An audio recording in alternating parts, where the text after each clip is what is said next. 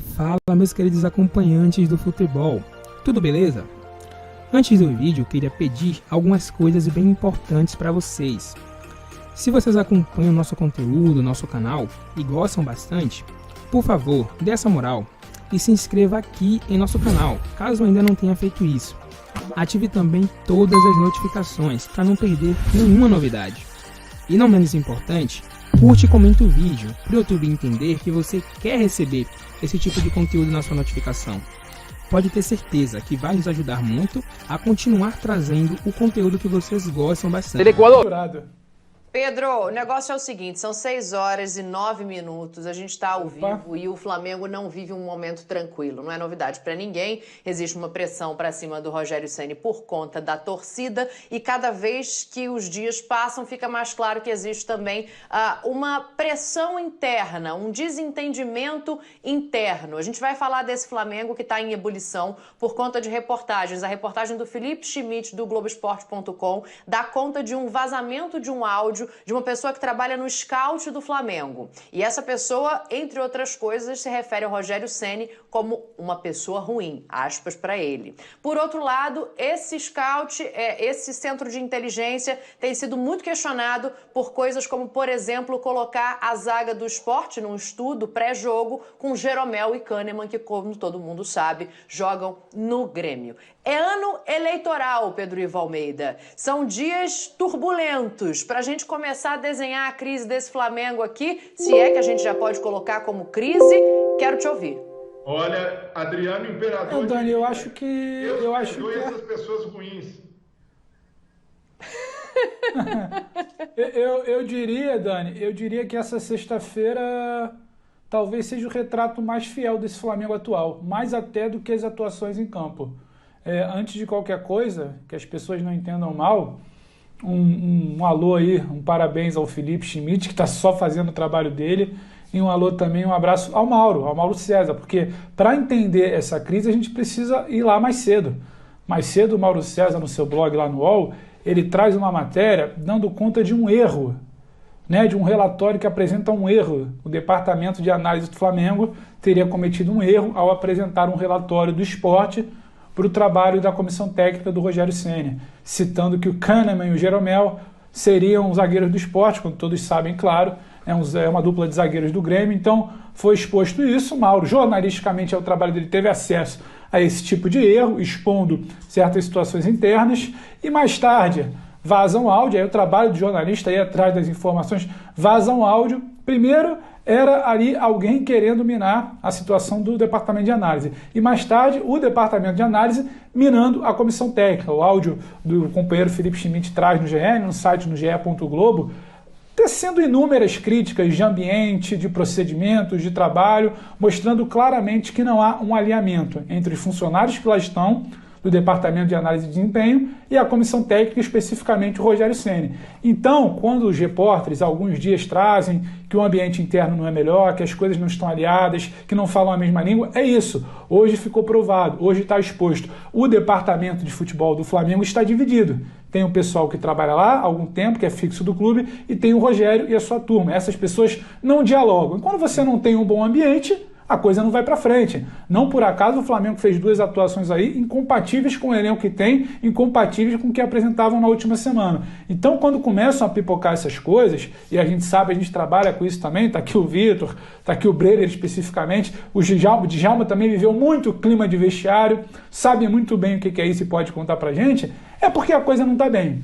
O relatório lá do ano passado, do outro brasileiro ainda, está disponível lá há quase um ano, só foi tornado público agora. O áudio poderia muito bem ter sido contornado, foi vazado nesse momento. Então acho que essa sexta-feira explica muito bem o que é o departamento de futebol do Flamengo atualmente. Explica por que as coisas não vão bem fora de campo e por que as coisas não vão conseguir bem dentro de campo também. Fala, Djalma.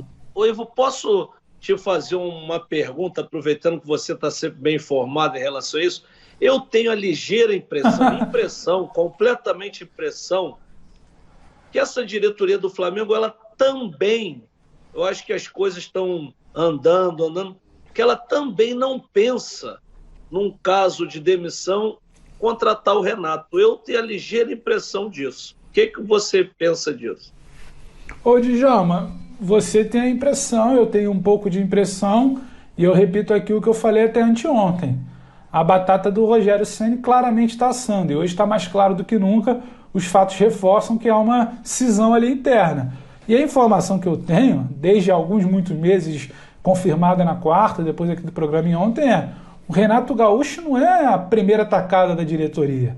O presidente Rodolfo Landim não é um fã de primeira hora do Renato Gaúcho, entendeu? Inclusive, quando se decide ficar com o Rogério e vamos dar uma chance, os jogadores da seleção brasileira precisam voltar, semana que vem tem Libertadores, também pesa o fato de não ter um nome engatilhado, não ter exatamente uma demissão. Um nome que eles gostam muito, por exemplo, Djalma, é do Leonardo Jardim. Vão contratar? Não, mas está sempre ali na mira. É um cara que eles monitoram, quanto é que está o salário, por onde está, se toparia. O Renato não é exatamente esse cara que está sempre sendo monitorado, entendeu? Não é um cara que está ali no gatilho, não é a primeira tacada. Ah, mas no futuro pode vir a ser uma opção? Futuro do futebol a gente sabe é dinâmico, muda todo dia. Agora, a primeira opção não é. E acho que a primeira opção da diretoria do Flamengo nesse momento tem que ser contornar essa sexta-feira para lá de tumultuada. Ô Pedro, Breler também queria falar, né?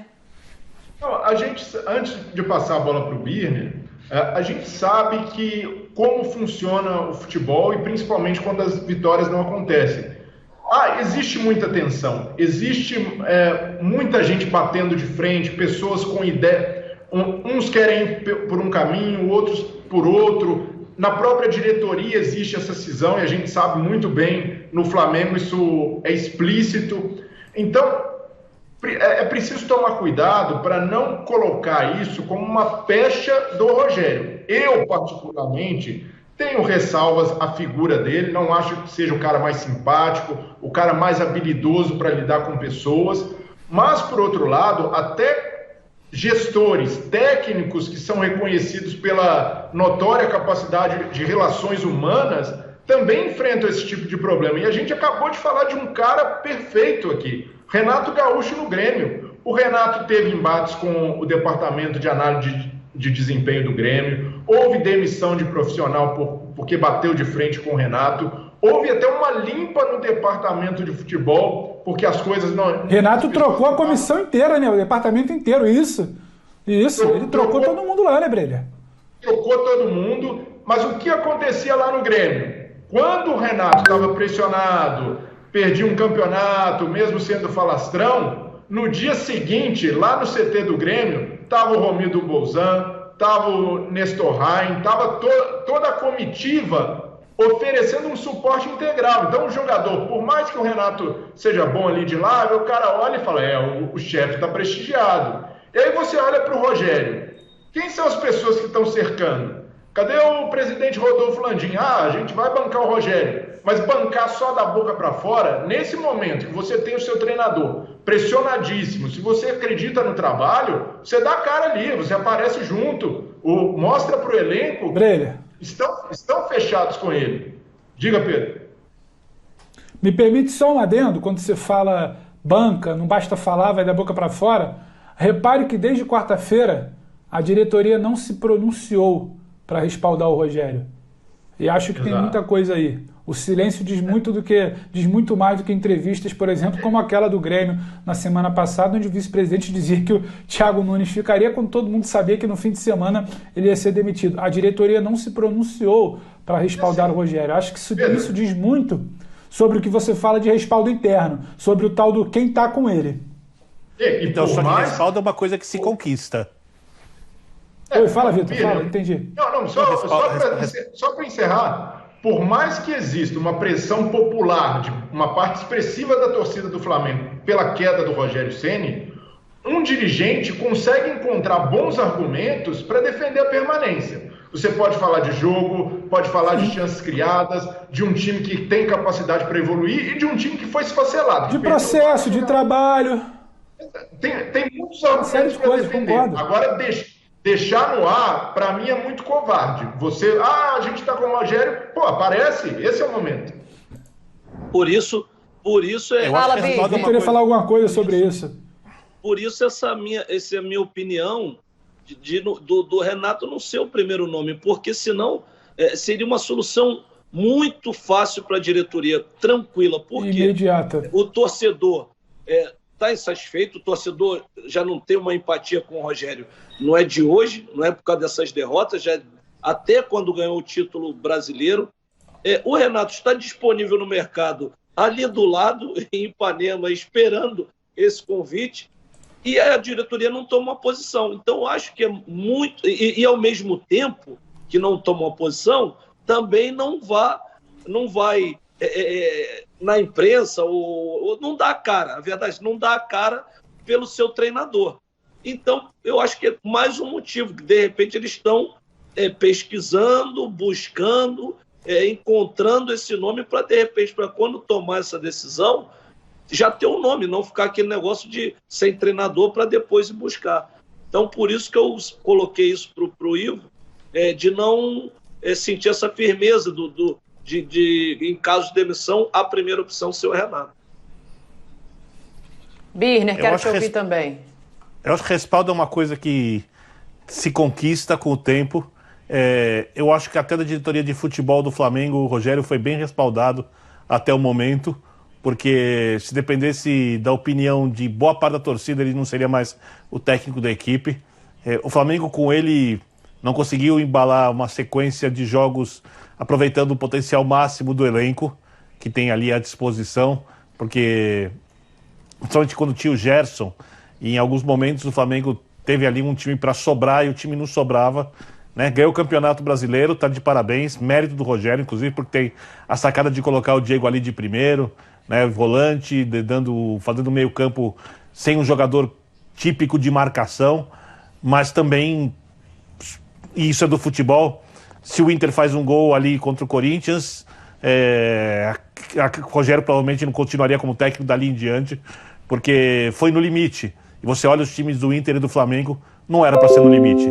Era para ter uma margem maior de distância na pontuação e o time ter crescido na reta final, quando ele melhorou, mas não chegou no ponto que era possível e até hoje não chegou. O torcedor está incomodado, então o Rogério acho que não pode reclamar até o momento de falta de respaldo. É óbvio que tem um problema interno. Desde o início da carreira do Rogério, a gente fala que a maior dificuldade seria, pelo menos na nossa impressão, a de administração de pessoas, porque isso já vem desde o tempo que ele ficou muito grande no São Paulo, né? Já era assim como jogador, foi assim como treinador. No Fortaleza é mais fácil, porque ali ele é uma figura intocável, né? E os jogadores o escutam. Quando ele tem que lidar com pessoas grandes, clubes grandes e outras situações, clubes gigantes, né? É um pouco mais difícil, né? Porque no Flamengo ele é mais um dos personagens gigantes, ele não é o principal personagem do clube. Vamos lembrar que a diretoria de futebol, na escolha dos técnicos, teve queda de braço, né? Que a escolha do Abel dizem que não foi feita pelo Marcos Braz, né? E que depois, por isso, o Marcos Braz conseguiu, ali numa questão de discussão política, escolher o Jorge Jesus, né? E por isso também foi ele quem escolheu o Rogério Ceni, né, nessa disputa interna que tem, porque é uma chapa de coalizão, né, uma diretoria feita por chapas que não pensavam exatamente da mesma forma, e ali tem sempre uma disputa de poder, porque nós estamos falando de cartolas. Os cartolas costumam ser um pouco vaidosos, especialmente quando estão à frente de um clube que tem a maior torcida da América do Sul, o melhor orçamento de todos, e isso é mérito deles também, desses dirigentes, e que é capaz de projetar qualquer cara, por exemplo, uma carreira política, sendo eleito para cargos públicos e outras questões mais, né, entrando para a história de um jeito positivo para essas pessoas. Eu acho que no final das contas agora, para ser bem claro, o Rogério deve estar dependendo, é uma impressão, não é uma informação, dos resultados de campo. Que se os resultados não vierem, ele não vai muito longe no comando do clube. Ô, Vitor. E aí a substituição vai ser uma outra queda de braço lá dentro complexa. Só para lembrar, Pedro, tem uma Libertadores aí chegando, batendo na porta, né? E eu acho que isso vai ter um peso muito grande. Agora, para trazer mais um elemento aqui, de passar a palavra, Pedro, entre outras coisas, a reclamação do áudio, né, do Drummond no scout, ele diz que o Rogério não escuta o setor, não conversa com o setor e só pede jogadores que ele já conhece, como, por exemplo, do Fortaleza. Isso teria deixado ele um pouco mais isolado ali. E a gente sabe que existe uma regra no Campeonato Brasileiro que só pode demitir um treinador por temporada. O Flamengo vive um ano eleitoral. Esse processo pode ser um processo de conversas internas ali, para de repente, né, o tal do comum acordo para abrir lá a jurisprudência. Você acha que já chegou nesse ponto, Pedro, ou ainda não? Você entende que esse silêncio não quer dizer que a diretoria só não quer mandá-lo embora? Dani, antes da gente analisar o caso e de eu comentar isso, você me permite só uma informação aqui, claro, que eu acho que a informação sempre vem antes do nosso comentário, e ela até vai gerar mais debate. O Vitor falava, complementando, quando ele estava no finalzinho da fala dele, que ele falava que vai depender muito do rendimento esportivo. E aí, enquanto acontece tudo isso, a gente aqui no ar, a gente tentando colher mais informações, a crise de hoje, a crise aberta, o racha aberto, a ferida exposta entre departamento de análise, entre setores do Departamento de Futebol do Flamengo e Rogério Ceni, aumentam bastante a chance de ele deixar o Flamengo. Não depende mais somente de desempenho esportivo, não depende mais somente de resultado no fim de semana, não depende mais somente de evolução e avanço na Libertadores, duelos do mata-mata da Libertadores. Essa crise aberta, essa resposta pode antecipar, e aí uma informação, não é uma opinião só, é uma informação, pode antecipar a saída do Ceni. O clima está muito ruim para ele, há um entendimento que para alinhar, para retomar um caminho e uma paz com o Ceni dentro do clube não seria mais viável. E, obviamente, a corda tende a arrebentar para o lado mais fraco, então a gente não deve se surpreender se o Rogério não conseguir nem chegar na semana que vem no duelo da Libertadores. O clima é muito pesado no Departamento de Futebol do Flamengo, no Ninho do Urubu, como não poderia deixar de ser, Dani. Só um detalhe, Pedro. Claro. Aí eu vou começar a achar, e o Djalma pode falar disso muito melhor do que eu, porque viveu isso internamente em vários clubes de futebol, os ambientes, como eles acontecem, como eles são construídos. Eu não acredito que uma crise com um departamento de análise de desempenho vá derrubar o técnico. Se isso acontecer, é porque tem problemas também com os jogadores, e aí tem aquela coisa que a gente fala muito da aderência ao trabalho do treinador. Uma coisa que me chama bastante atenção, o Rogério, quando ele era goleiro, ele já sabia posicionar talvez seja a fagulha que faltava, Pedro, né, Vitor? Porque essa relação já não vem bem. Só um detalhe, quando o Rogério era jogador de futebol, ele já fazia parte e ajudava a posicionar os sistemas de marcação do São Paulo, que às vezes funcionavam muito bem. O Fortaleza tinha um bom sistema de marcação, construído pelo Rogério, com jogadores piores que os jogadores do Flamengo, características diferentes, mas com jogadores tecnicamente menos capazes que os jogadores do Flamengo. O Flamengo não tem um sistema de marcação eficaz, tudo bem que o time joga do outro jeito, acho que falei do Diego agora há pouco, mas também não era eficaz quando tinha o Ilharão de primeiro volante com o Rogério como treinador, havia ali os mesmos problemas, e aí aquela coisa que o professor Calçaldi fala muito, da aderência ao trabalho do técnico. Quando não tem essa aderência, a questão é relação com os jogadores. Os jogadores ali têm inteligência para entender e teve algum tempo para trabalhar para fazer isso melhorar. E parece que não melhora, parece que não evolui. E tem uma coisa que é básica no futebol.